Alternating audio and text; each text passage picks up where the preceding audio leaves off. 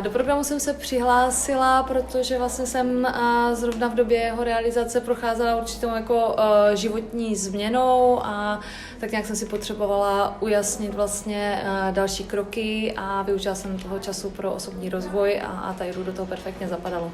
Do Atairu programu som sa prihlásila hlavne preto, že som chcela zistiť, alebo chcela som si ujasniť, kam chcem smerovať a čo chcem vo svojom živote zmeniť a taktiež, aby som zažila niečo nové.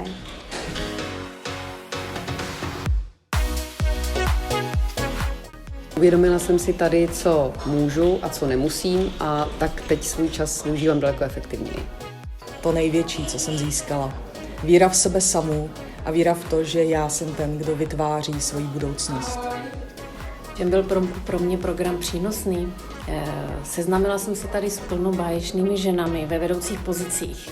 Velmi mě inspiruje naše vzájemné sdílení a pochopila jsem, že skoro všichni máme stejné problémy, i když pracujeme v jiných firmách.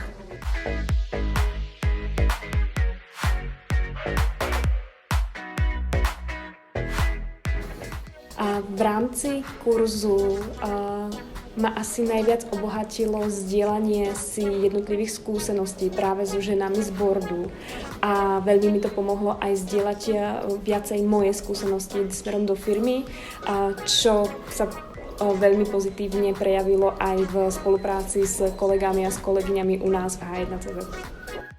Díky Atairu jsem si uvědomila svoje vlastní limity, respektive limity, které si vytvářím sama pro sebe. A tím, že jsem si je uvědomila, tak pak už bylo velice snadné je odstranit.